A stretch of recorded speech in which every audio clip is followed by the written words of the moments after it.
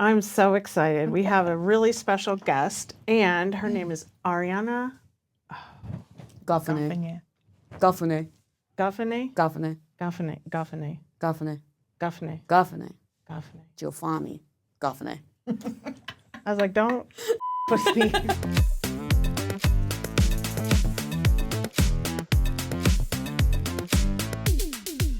Arionna Goffinet is the artist who created these paintings behind us and has graciously allowed us to have them in our studio all these months. And so you have a connection with her, right? That's where this all started. Yes, I do. So Arionna started painting this series right about the time I think we met, or a little bit after. And I remember when you and I talked, my big thing was I want to have just powerful women involved. And Matt, and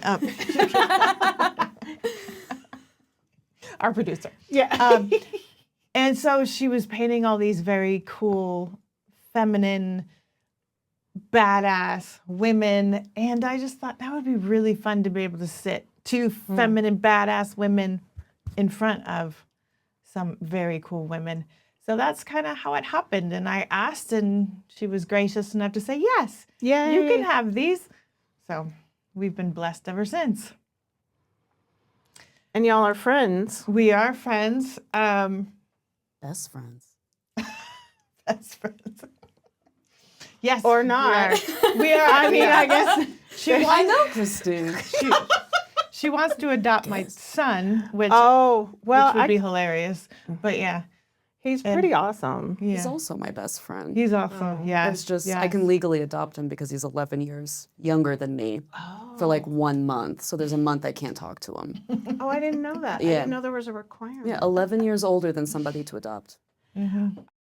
Yeah, so Arionna is an artist and has been doing series of paintings where you have an idea and then you paint for a theme for a while and then you go on to a new. Yes. Each series kind of has its own theme. The two that you have behind are from the femme-fatales. So it's all just different female archetypes, just exploring that. And then more recently, I've started a mafiosa, my bad. Just strong women, we've got them in power suits, just doing different things that are typically men. Oh, okay. I'm trying to put women into those positions, women in charge. Just, I find when I need, whatever I kind of need in life is what my paintings take on. Where it's like, I need this strong energy. I need to be a boss right now. I need to be working. So I do these boss ladies. And then they all just kind of derive from like what I'm needing. It's what the paintings become. That's so cool. When I did the mother, it was, I don't have a mom, so it's kind of that type of thing. So this is a podcast about religion. Yes. Even though we are going to obviously delve more into your creative process and why you've done some of these beautiful artworks, but can you tell us what type of religious environment you grew up in? Because it is pretty unique. It's so unique, and it's such like a weird mix. I was raised by my grandparents. One set of grandparents is Jehovah's Witness. The other is Catholic. Wow, that So is quite a combination. very, very big difference. I would go to Mass and then also go to the Kingdom Hall. So I experienced both of them. Really enjoyed both. I am so lucky. Nobody was ever too judgy. However, though, like one of my first memories of my Jehovah's Witness grandfather, who was an elder, which is like high up there in the community. Okay. One of my first memories, he goes, Ari, you're not going to heaven. And I was like, what? And he's like, only 144,000 people make it and you're not one of them. It's full. I'm not going, you're not going. And I was like, okay, cool. Versus my Catholic family that was like, all you have to do is you follow these things. We're all going to make it to heaven. It'll be great as long as you believe. And then my grandfather, you can believe all you want. It's full. So very different, on that. Well, because I've always wondered about that with Jehovah's Witnesses, because I knew about the 144,000, and I've always thought, there's more than 144,000 Jehovah's Witnesses that have ever lived in the world. So how is that going to work? And then when you told me this story, I was like, oh, I guess they just all know they're not going to heaven. And I guess they're okay with it. I mean, that's It's weird to me. I strange. don't know. He's since passed. And then my grandmother, who is a Jehovah's Witness, actually never got baptized. Oh. One of her daughters, my auntie, is a lesbian. And because they don't accept gay people, she wouldn't get baptized, but she still goes. She loves it, loves the people, loves the whole thing, and she wants a religious experience. Okay. But I wish I could ask him, especially now that he's passed. I'm like, Yeah. How you did doing? did you make it? Yeah. Where are you? You know, is it like a purgatory thing? I don't know, but very different. And then they also don't do holidays or any type of celebration because it's putting yourself before God Mm. to do that kind of thing. Okay. And then, the Catholics, we kind of celebrate everything. Yeah. Right. So very different, but very fun, and weirdly accepting. My parents forced me to come out to my Catholic family. They take me to my grandma's house. They walk me in the kitchen, and they're like, tell her. And I'm shaking. I'm like 16. My stepsister had outed me. It was this whole thing. And I'm shaking in my grandma's kitchen. And I was like, Mimi, I'm gay. And she whipped around. She was like, and I was like, oh. And she's like, are we having dinner? It was like so nonchalant. And she's like, there are such bigger sins. Mm. And that's not going to be something. He's like, God doesn't care who you love as long as you love God. And I was like, okay, great. Yeah. Boom. Wow. Yeah. That's amazing. Yeah. So although being rejected, I was still very much so loved. And I associate so much of religion with actually my grandmothers. I'm more so worried what they think about things than necessarily God. Because I'm like, if my grandma approves, I know God approves. Not that she's the voice or anything, not that either of them are, but I'm like, if my Mimi and my Yaya are happy, I'm like, I'm doing something right. I love that idea of God as grandma. That just warms my heart. Thank you for that. Yeah, I'm glad. I'm glad. Mimi and Yaya too. I love the names. It's what you call your grandma. Mimi's always been Mimi, but about 10 years ago, my Yaya was like, I'm going to be Yaya. And I was like, done. Okay, if that's what you want to be called, let's do it.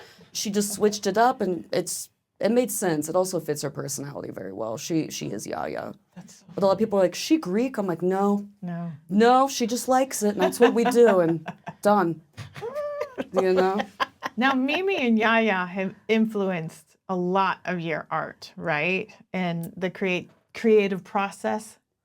Yes. They really encouraged it early on because I was raised by both of them. And actually recently my Yaya gave me an envelope from my past grandfather, and it was every drawing I had ever done on like a yellow legal pad. He had saved everything. And she found it and gave it to me. So all of my grandparents have been really into it.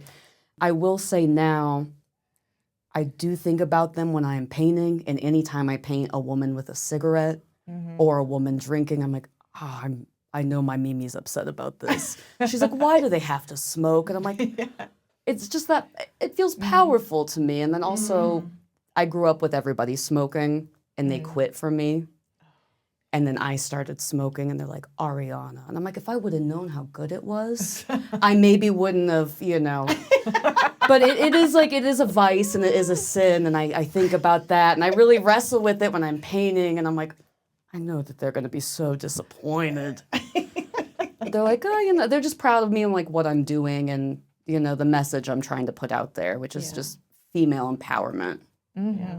Did you grow up in Colorado Springs in this area, or? I'm from Bloomington, Indiana. I moved here almost 5 years ago, but I was born and raised in Bloomington, never lived anywhere else until I moved out here. And I love being out here. Oh, yeah. I love the mountains. It's nice to see things that kind of get me outside of my body and realize there's bigger things in the world. Anytime I'm struggling, I can look at the mountains and I'm like, oh yeah, bigger stuff going on. Yeah. But Bloomington, it's in the Bible Belt. Yeah. Very religious, but love. Even though there's a university there. I was going to say, Bloomington is great because of IU, the Jacobs School of Music, everything. The population's like 30,000, but then when the students come in, it's like 150,000. Oh my gosh. So a lot of different cultures, religions, just like a little melting pot in the middle of scary Indiana. Not that it's scary, but it's like, don't go there. I mean, go. I mean, unless you want to. Yeah, Bloomington's wonderful. I use wonderful. The football's great. Everything's going good right now, but you don't. Yeah. Maybe just go to Bloomington. Okay, yeah. Also super artsy. Oh, yeah. And a really big food scene. Oh, And really? yeah, I got into kitchens out there, and Wow. that was kind of how I expressed my artistry for a while. And both of my grandmas are amazing cooks. Oh. So that kind of got me in, keeps me close to them, and just the artistic side of everything, amazing. Oh, I should have brought up that Indiana still has conversion therapy. Do they really? Really? Uh-huh. That was like one of my biggest fears when my older stepsister outed me. I was like, they're going to make me go. They're going to make me go. I was so terrified of it. So let's talk a little bit. Can we just talk about that for just a minute before we get back to other stuff? Talk to me about what you know about conversion therapy and why you were concerned about that, because there is a court case winding its way through our system right now Yeah. that has taken up the issue of conversion therapy. Didn't they do that here? There was some type of Yeah, and it's conversion. outlawed here in Colorado. Good. But this would be a federal court case, so it could overturn these state laws that have banned conversion therapy. And I believe, if goodness. I'm not Heart's mistaken, racing. that they are trying to do it on religious grounds, that it's like a religious belief, and so they get to have conversion evangelicals and conservative Christians can still do conversion therapy for gay folks and trans folks. Anyway, so I would just talk a little bit about why you were afraid of it and what you know about it. I think it's so interesting that Christians are like, I'm going to send my child to conversion therapy camp, but God forbid they take hormone replacement therapy or it's kind of the same thing in a different font, just one, you know what I mean? Yeah. It scares me. Growing up, I was born in 93, so I know what life is before internet and after internet. And very early on, before I had come out, I was about 13, I knew I was gay. I knew it. I actually thought maybe I was a boy because being religious, I was like, well, a man has to love a woman, so if I'm loving women, am I a man? But I didn't feel like I was very, very confused. Yeah.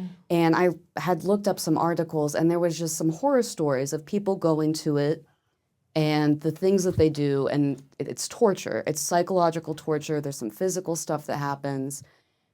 I was always so scared of it because it's so who I'm not. And to have to go and pretend, and I had tried. I feel like we all kind of try a little bit.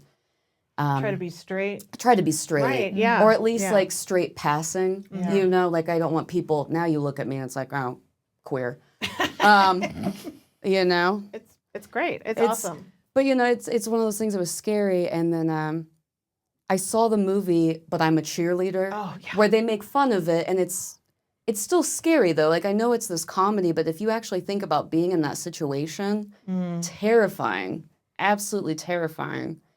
And I don't think it's something that children should be put through at all. At all. Like if you're 18 and you want to voluntarily try to go do something and, go do it, but to force children through it. But I think that's the whole point, is that people are like, oh, I have them under my control, so I can force them or try to force them to change. And I think that's the whole point of why they want it to be, because once somebody turns 18, they no longer are able to do that, That makes sense. It's not right. It's Yeah. just, I think that's why they're pushing for it. To overturn it, to force children into it? So that they can still, so that even in states that have banned conversion therapy, They can go back because they it's can go back. on religious grounds. I think so. I don't know for sure, but I believe so. Ay. Yeah, it's terrifying. Very terrifying. Yeah. But it's a really important issue that people think doesn't happen anymore. No, and it does. And it does. It So does. how would you say your religion and spirituality, as it's evolved over time, influenced your art and your creative process? I'm not necessarily religious or have like a black and white view. I'm very spiritual. I believe like God is the universe, and I'm really into astrology. And I feel I know it's not a religion per se, but it kind of is to me. There's a lot of it that overlaps, and it predates Christianity. And there's a lot that kind of, it folds over. And I did a whole zodiac series, which helped me kind of dive deeper into each of the zodiac signs, finding stuff in myself, what it means spiritually, and taking little bits and pieces for myself and my interpretations. I don't know, do you guys want to talk about how astrology and religion is connected? I do. Yes, please. Yes. Because you've got the 12 zodiac signs. You have Jesus's 12 disciples. The way that they're arranged at the Last Supper, if you go down, it's all the seasons. So you have them lumped together where it's the spring, summer, fall, winter. So you've got Aries, Taurus, Gemini, and you can go down with Jesus being the Son, Son of God, but also it's the universe, you know. Also in, I think it's in most Christianity, there's Lilith, the first son, or first wife of Adam. In astrology, there's a Lilith placement, and it's also known as your black moon. So it's the exact darkest point, like the opposite point of the moon when you're born. Oh. So my Lilith is in Pisces. And Lilith was, you know, this badass feminist, didn't want to listen to Adam. We're equal, we're going to do this. And they said, no, no, no, no, no. So in astrology, she represents just your raw feminine energy. Maybe it's angry, maybe it's, you know, mine being in Pisces. Pisces is kind of this ethereal realm where you walk between reality and then also spirituality, and you can kind of see in these planes. It's very artsy, though, to be in that. You want to create, you want to explore inner depth and that type of thing.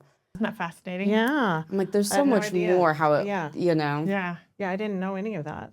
That's so cool. Well, no, like a lot of, what is it, the Greek gods, the Romans kind of just stole them all, Yeah. but then gave gave them, them new yeah, names, where it's yeah. like, oh, you're going to be Aries, which is the god of war, which is also in astrology, and it's ruled by Mars, which is the planet. And it's just crazy how everything kind of overlaps. But in astrology, women are kind of more powerful, and in Christianity, they've kind of dampened it a little bit. A little bit. No, Yeah. just a little We've talked bit. about that many you know. times. You threw out here, Lilith. We're like, we're yes, done with yes. this. Yeah. But I like astrology because it's Mother Nature Yeah. versus Yeah. what we know today in modern Christianity is like a man god. Yeah. When you are creating your art, what is usually the message you're trying to get across? Is it for others or is it for you? How does the process kind of work? I don't want to be selfish and say everything I do is for me, but at the same point, it's kind of what I'm going through with what's happening in my life, what's happening in the world right now, especially what's happening in America and with women, the abortion thing and everything. And I want my art to remind women that there's an inner strength. I want people to be able to see themselves or see their yaya or their mimi or their auntie in these pieces and remember that we're stronger than what they give us credit for. And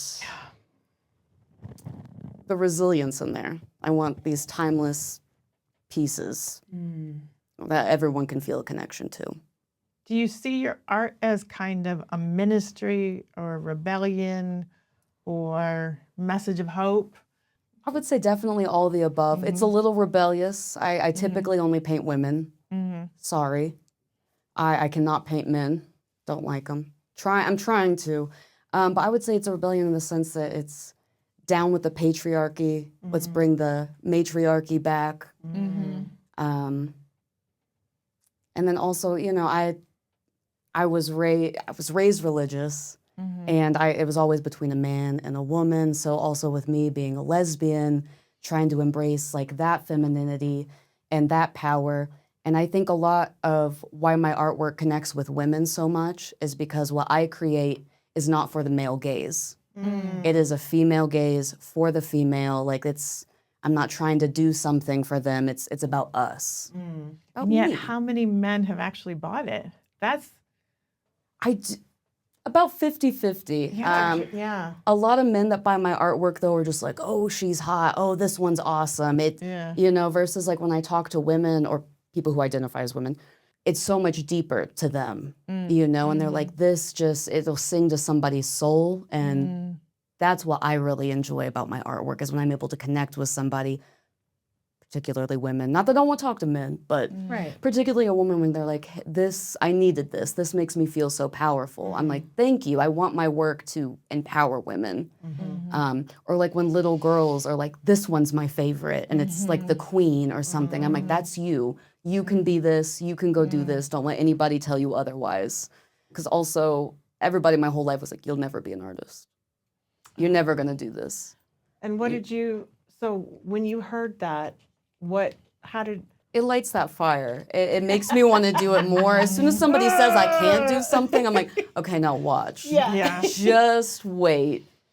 I actually do better with that type of stuff than like compliments. Oh. I'm kind of like the opposite of Tinkerbell. Like people's hate fuels me. When people are like, you can't do this, you can't do that. I'm like, okay, now I can. Wow. I absolutely can.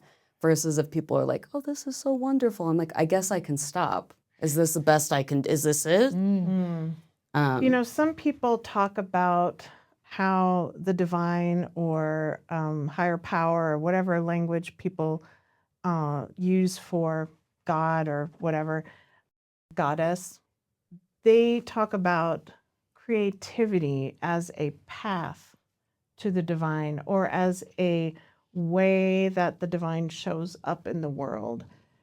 Have you ever experienced that? Is that something that resonates with you? Yes.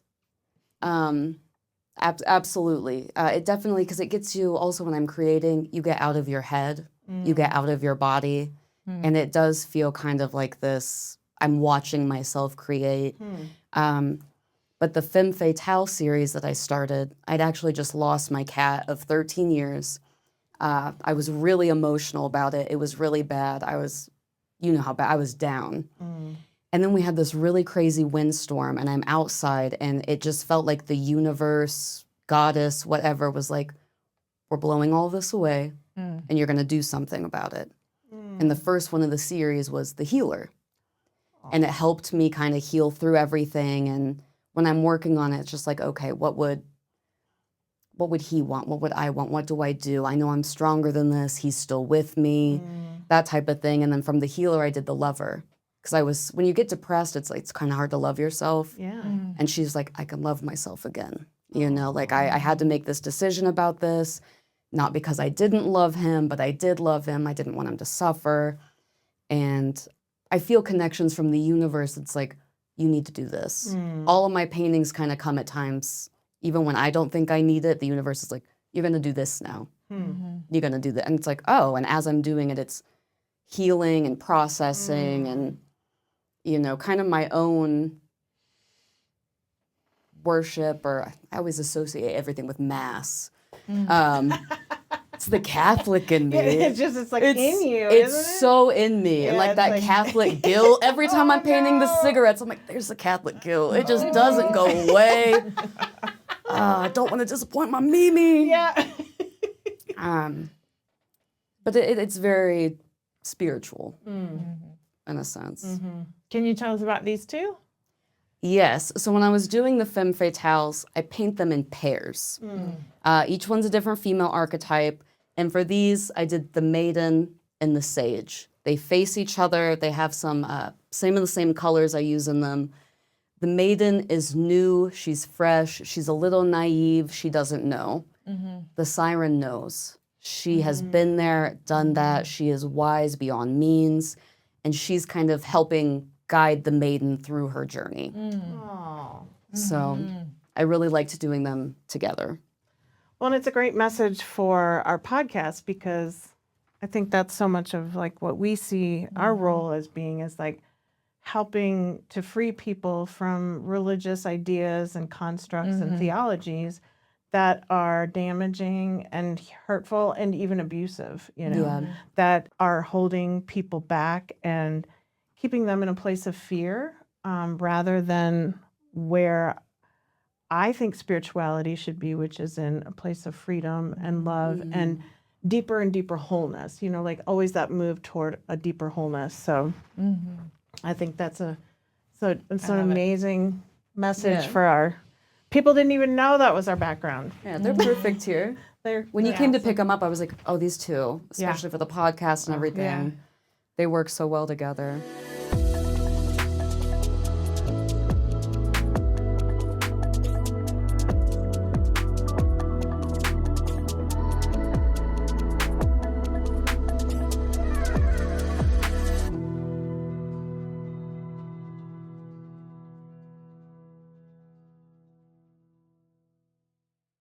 How would you describe your spirituality at this point in your life, at this moment? I personally feel like I'm a very spiritual person. I would say my higher power is the universe. I believe that we are all the universe experiencing itself at that moment. You know, you're the universe, I'm the universe, we all encompass this. Although I do say I'm blessed. I say that a lot. I feel very blessed in everything in my life. Everything just kind of works.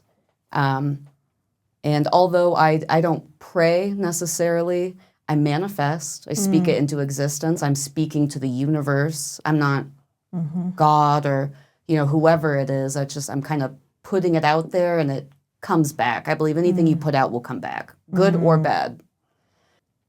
And I just try to live my life like I just want to be a good person. I just want to be a good human, not necessarily, you know, I don't do Lent.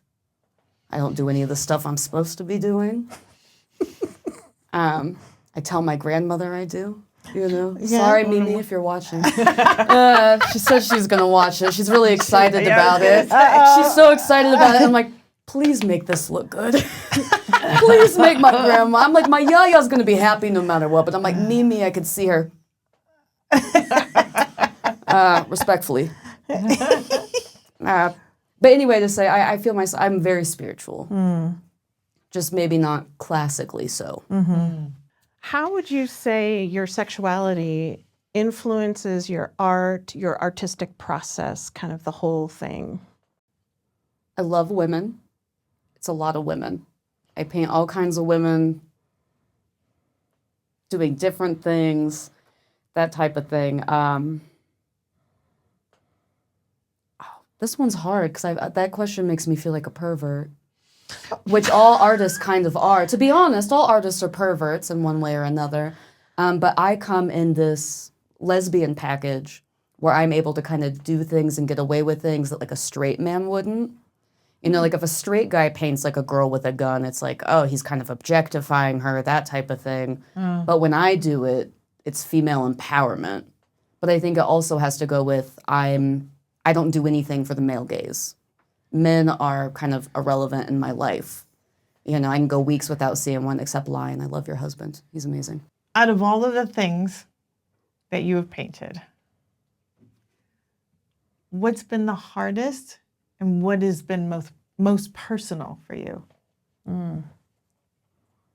The first series I ever did, it's called Introspective. I'd been working in kitchens since I was 15.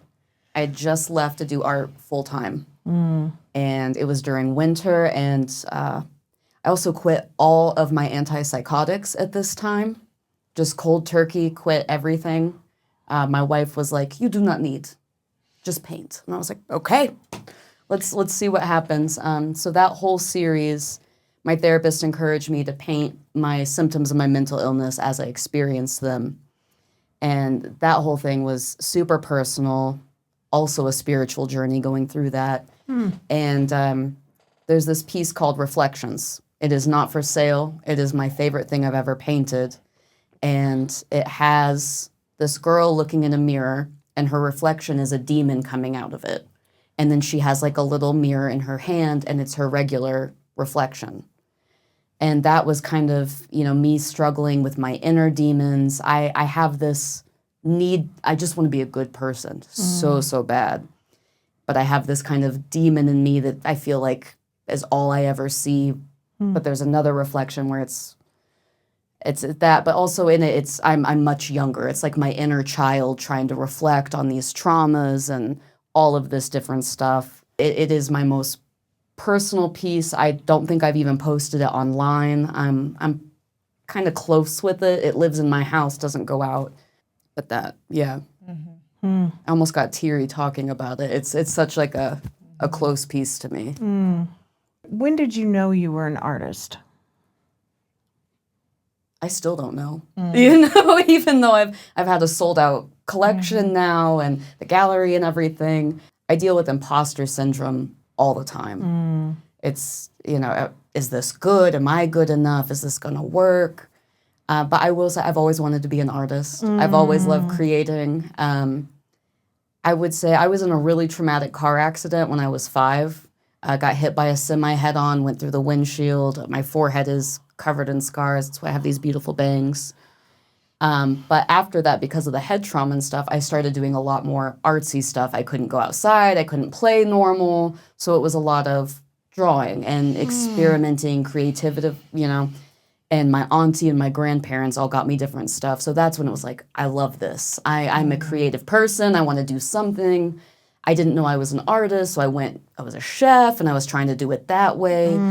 But I've always wanted to do that and connected with it. And so I'm so blessed to have this opportunity now where I can follow my dreams, even in a recession. Yeah. You know? Can you tell us what you're currently working on and if it ties into anything spiritual in your life, or is it just for fun? I am working on like 20 things all at once, all the time. I typically have a few canvases going, and I paint with a blow dryer because I'm just trying to do as much as possible. So trying to get the paint to dry while you're still... I'm trying to get the paint to dry. I'm painting something else. I'm hopping around. I'm like, okay, I'm using black right now. What can I do on this? What can I do on this? What can I do on this? Spiritually wise, I am working on a tarot card series right now. Oh. So, Cool. and that's kind of, you know, walking through each of those. The first one is the Fool. And people might be like, oh, it's a fool. It's silly. But it's about new adventures, new beginnings. You're kind of naive. All you need is what you have on your back, and you're going to take the world by storm, go out on this adventure. So each of those, working through those cards, their meanings, what it means to me, my own interpretations, how it works in my life and stuff like that, but also can connect with other people. That would probably be it. The Mafiosas isn't necessarily spiritual. No.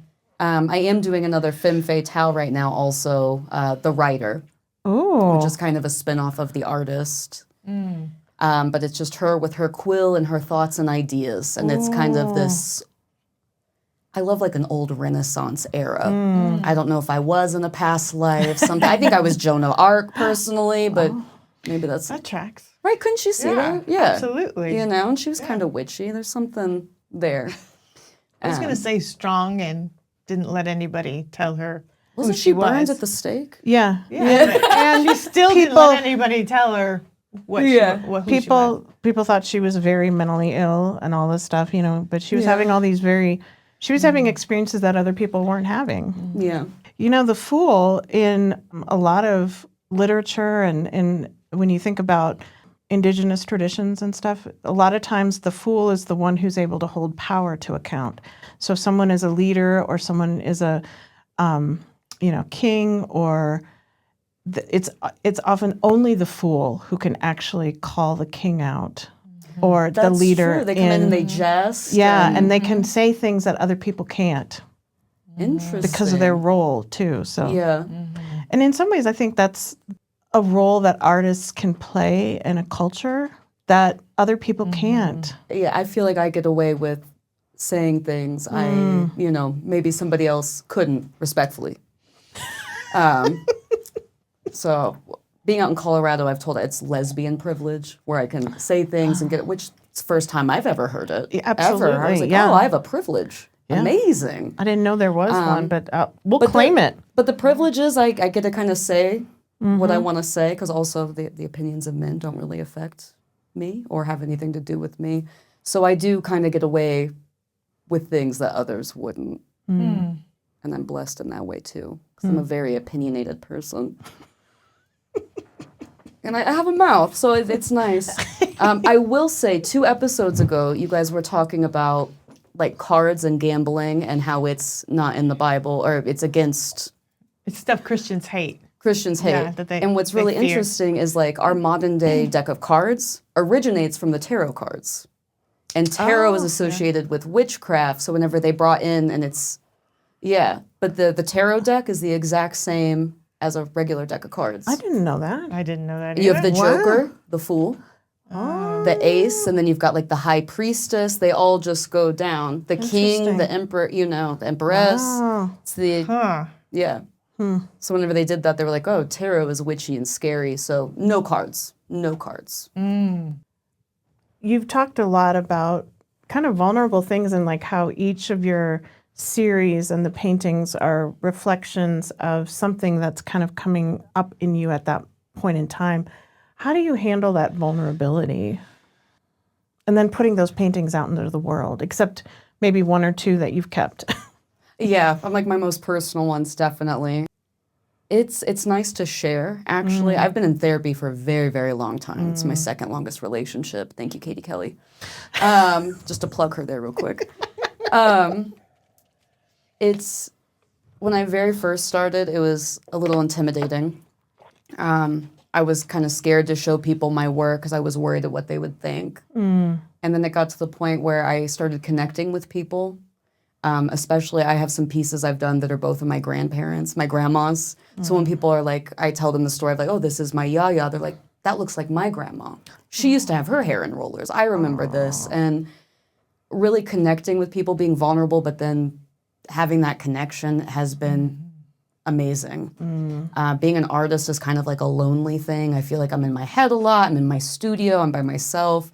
So when I can be vulnerable and connect to other people, it kind of makes it all worth it. And to be seen as an artist and like accepted is like such a huge thing, especially coming from Indiana, being gay, being bullied, being not accepted, to now all of a sudden people are very accepting. It's like, oh, this is awesome. It's all the things that I thought made me weak that I tried to hide are actually the things that are making me strong. And people are finding their strength in these things as well. Wow. And that's just been I love awesome. that.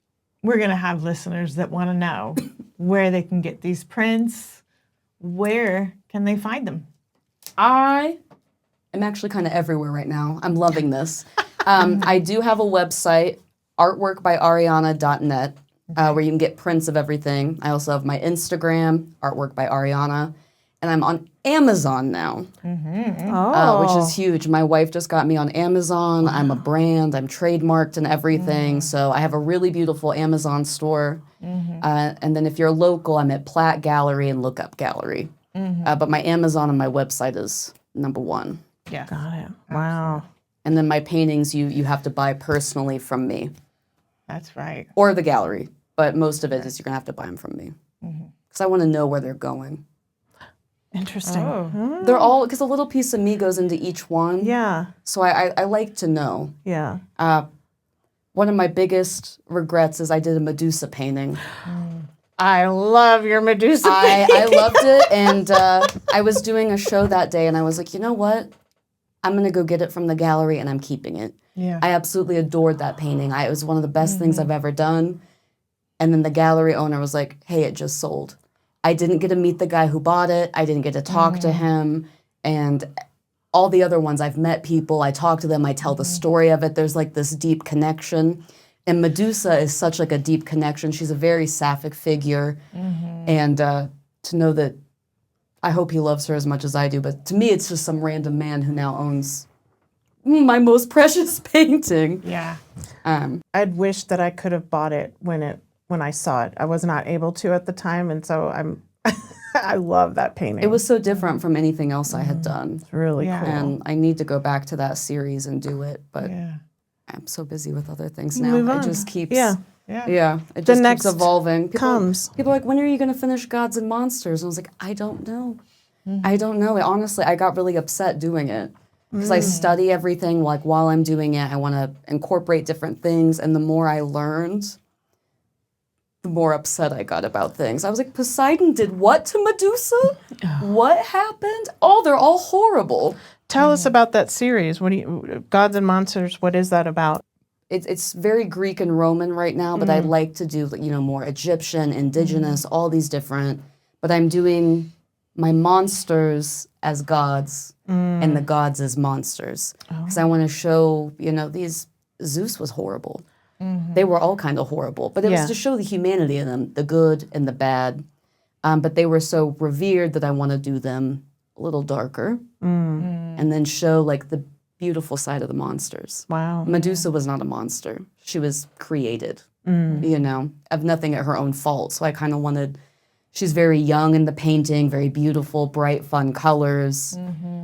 And then, I have Poseidon drawn out too, and he's just mean and scary and dark. And I want to make it stormy, and he's angry. And the Zeus I did, very fun, bright colors. Yeah. But he's so angry and just kind of cruel looking. And that's kind of how it was. Yeah. So, but eventually we'll get back to that. Yeah. Because I have an idea for a Lilith painting I really wanted to. So you do paint male figures, even though... I do. But it just takes me a very, very, very long time. Yeah. I kind of forget what they look like. I have to look them up. I'm looking at statues. I will say with like the Greek and Roman, they're very soft. Like the men, even though they're these big, muscular, the lines are very soft and round, which is something I really like versus, hard jaw lines and kind of that thing. How did you decide the medium that you work with? How did that come about? I've tried a few things in the past. I've worked with gouache and like watercolors and stuff. I love acrylics. They are so forgiving. I paint with like Q-tips and cotton balls, and if I make a mistake, it's like an eraser. I just dip it in some water, I can do it. You can't do that with oils or pastels. And at the same time as I can erase, I can hit it with the blow dryer, and it's dry in about 60 seconds. It's just easier for me to work with. I really like the way that the colors look, everything about it. It's satisfying to me also. No, I think it kind of chose me. We chose each other, What part of yourself shows up in your art that you don't always show to other people? My mommy issues. Just kidding. We can cut that out.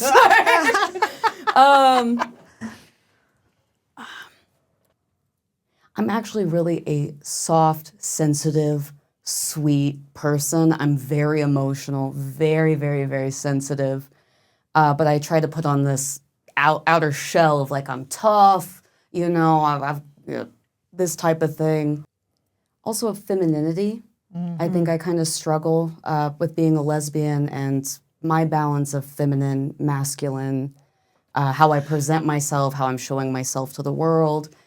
And my whole life, I've kind of had this like footchy type thing, where I'm not feminine, I'm not butch, I'm kind of right in the middle.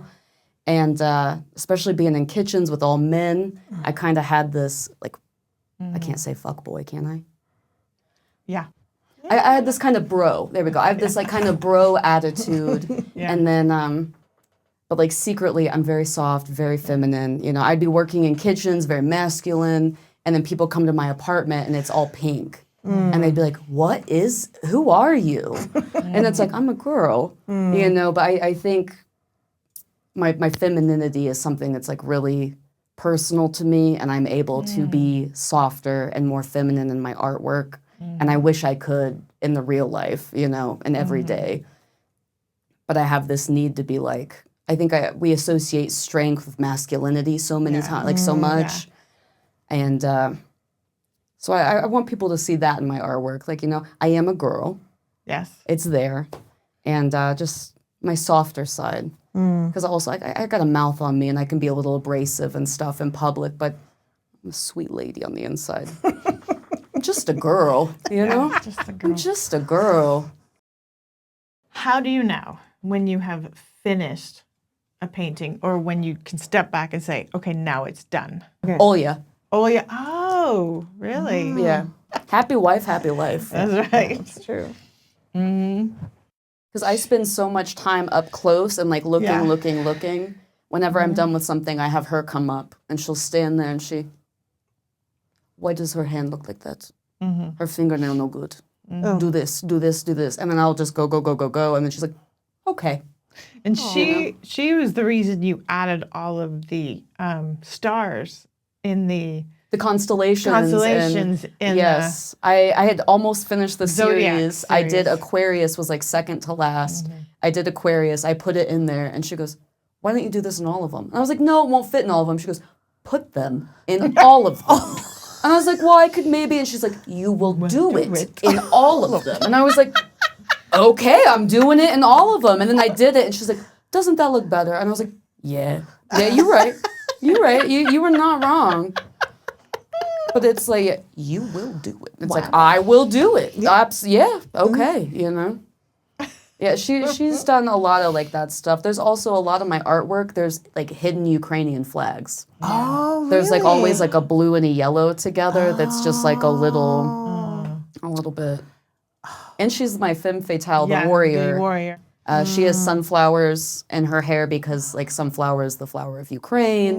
I did it the warrior because of what's going on with the war right now. And these Ukrainians, you can't, they would roll in and her grandma will grab a frying pan before she gives up her country. They are just, intimidating, but in the best way. Tell us about your wife. Because we've brought her up a few times. Oh my goodness. You actually, Olichka. so we need to know why there's an accent. Yes. She's from Ukraine. She moved here when she was 18. She's also probably one of my biggest inspirations. She came here at 18 with $300 in her pocket. She knew no one but her cousin. 2 months into her living here, her cousin goes by, left her by herself.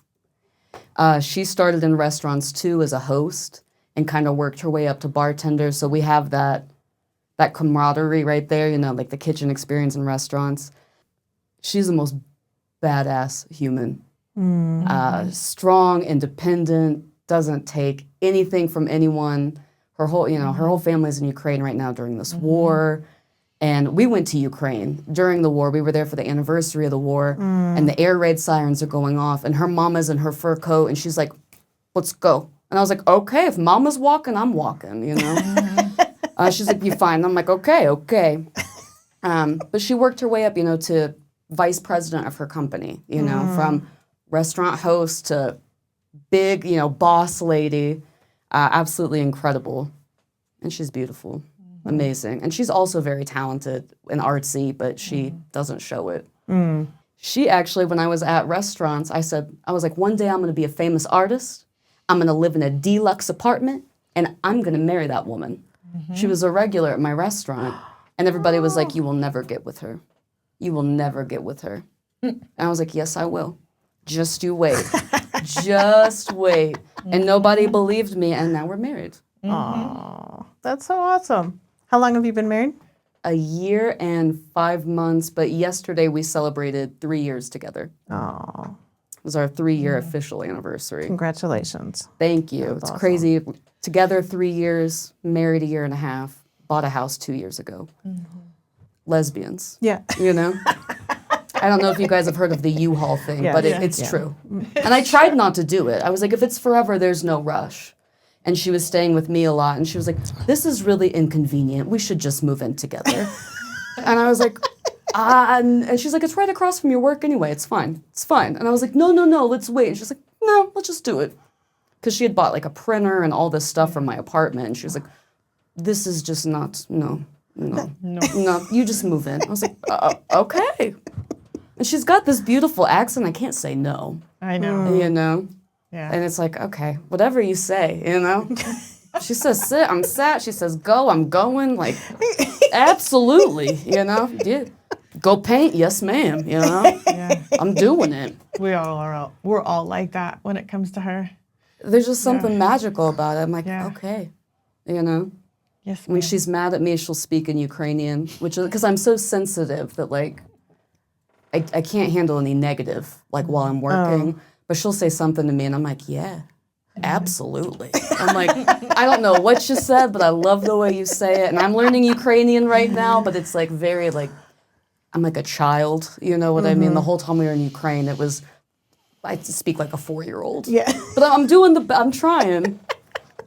But she'll blah, blah, blah, blah, blah. I'm like, yeah. And she's like, okay, absolutely. Yes, ma'am. Thanks for tuning in. Up next, will the rejects keep, rethink, or reject today's topic? Stay with us. What would you say you've rejected from the religious upbringing that you had? Men. No. That there's one set of rules, that there's one set of ideas, that there's, that type of thing. Especially I hate to bring everything back to my grandmas, but they taught me just, if you're a good person and you do, the right thing, you will make it to heaven. It doesn't matter if, you ate fish on this day or, you did this or that. As long as you are a good person, you're going to be okay. And I don't think that there's only 144,000 people that are making it to heaven. No. No. Okay. If heaven exists, that's like a whole Yeah. thing. I believe there's something. I've also rejected the idea of hell.